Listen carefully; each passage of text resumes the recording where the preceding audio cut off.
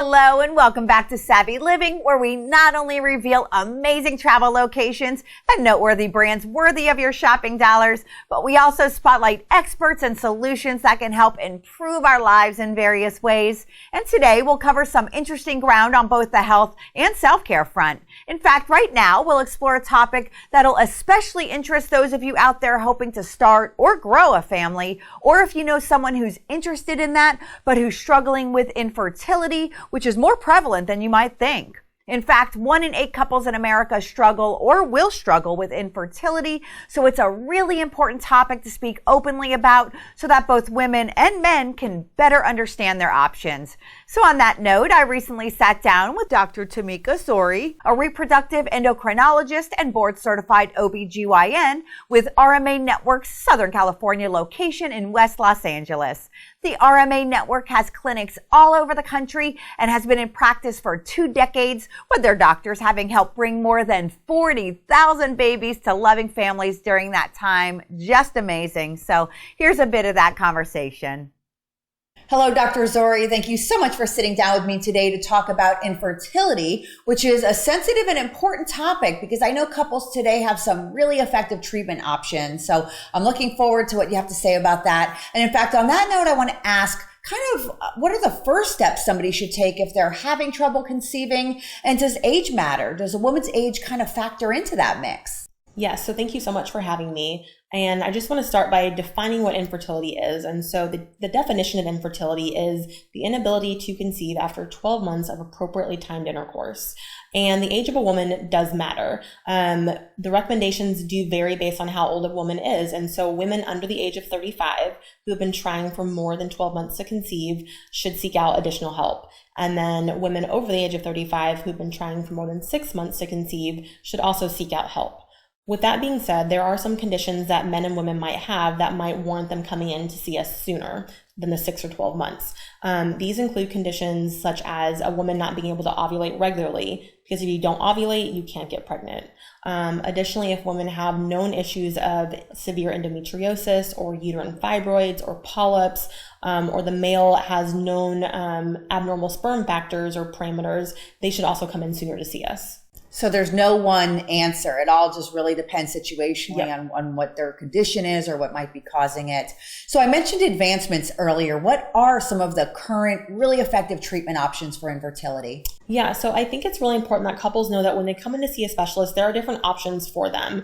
I know a lot of couples have even told me that they've been scared to see a doctor because they think they're going to be told they have to do IVF immediately. And while that might be the treatment for some couples, others might benefit from different treatments.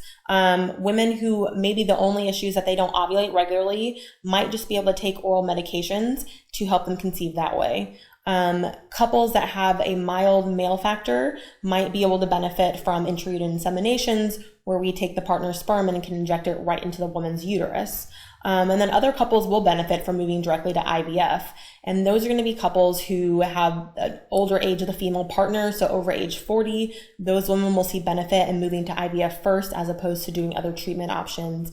And additionally, women that have certain issues like severe endometriosis or blocked fallopian tubes might also benefit from moving to IVF first. Okay, so I think women will take heart that there's this breadth of options available today. Mm-hmm. IVF isn't just a all-in-one or one-size-fits-all situation. Right. So I think they'll take heart there. And what about choosing a fertility specialist? Are there any factors that one should look for? Yes, definitely. I think it's really important that couples feel comfortable with the doctor they're choosing. You want to feel that your doctor is trustworthy and that they are providing, the utmost care to you. I think it's also important that you choose a clinic that you feel comfortable with in terms of their medical staff, because the nurses, the front desk, the ultrasonographers, they will all be a part of your journey as well.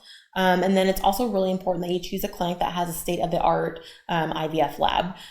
They need to be very comfortable and successful in freezing and thawing eggs and embryos and handling sperm, because that right there is the most important part of the fertility journey. So your company, RMA, they're incredibly effective at helping couples turn into families. Why exactly are they so successful? Yes, RMA has been committed to helping families grow since it was founded over 20 years ago. And since then, we have invested a lot of resources into research that has dramatically improved the field of fertility, and has significantly improved pregnancy and live birth rates.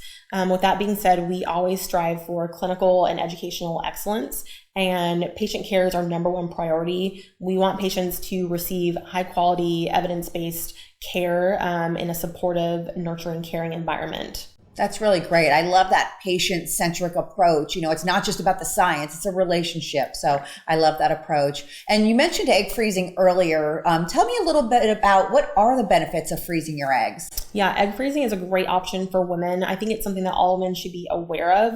Whether or not you choose to do it is definitely your choice, but knowing your options and then being able to make an informed decision about your health is so important. So egg freezing is it's a procedure that allows women to freeze eggs at their current age to be used in the future if they are not ready to have kids, or maybe they haven't found the right partner yet. I think it's really important that women know that what egg freezing is and what it isn't.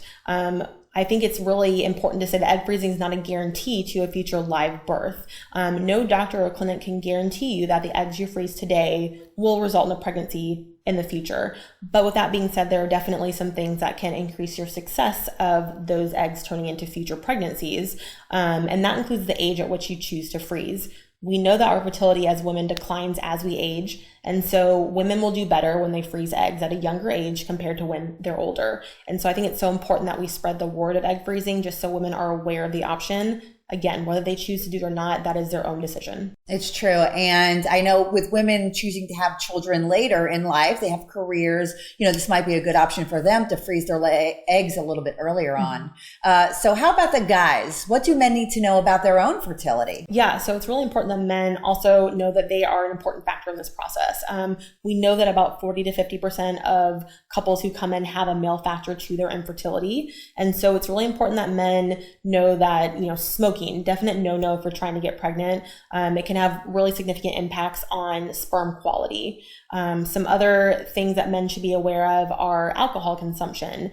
The studies are a little less clear, but it looks like it's been shown that men who consume more than 3 to 4 drinks a day will have worse sperm quality than someone who doesn't consume that much alcohol. So we always say to limit, keep your alcohol in moderation. Also important factors are weight. We know that obese men tend to have more hormonal imbalances compared to non-obese men. Additionally, they also might have more sperm abnormalities as well. So making sure you maintain a healthy diet, healthy exercise, and so forth. And then it's also important to avoid heat. We know that heat can be a toxin to sperm. And so we want to make sure they avoid, excessive hot tubs, saunas, steam rooms, for their own health as well. Okay. And I guess the good news is these are a lot of lifestyle issues, not necessarily, medical conditions or problems. Mm-hmm. So again, in the realm of controllable. Speaking of controllable, is there anything that women can do beforehand, to try to increase the chance of success that they will conceive and also to carry healthfully full term? Yes. There are a lot of options that women can do to optimize their own natural fertility.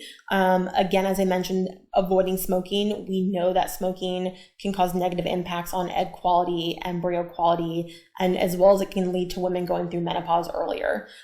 We recommend that women maintain a healthy weight. We know that women who are underweight and that are overweight might have trouble conceiving. And so we always recommend a healthy diet, avoiding heavily processed foods, refined sugars, and then just maintaining a healthy exercise routine. We also tell women to avoid BPA exposure if they can. We call that an endocrine disruptor, and we know that BPA has been shown to negatively impact thyroid levels, estrogen levels, and other hormones released from the brain. And so we want them to minimize their BPA exposure as well as other environmental toxins.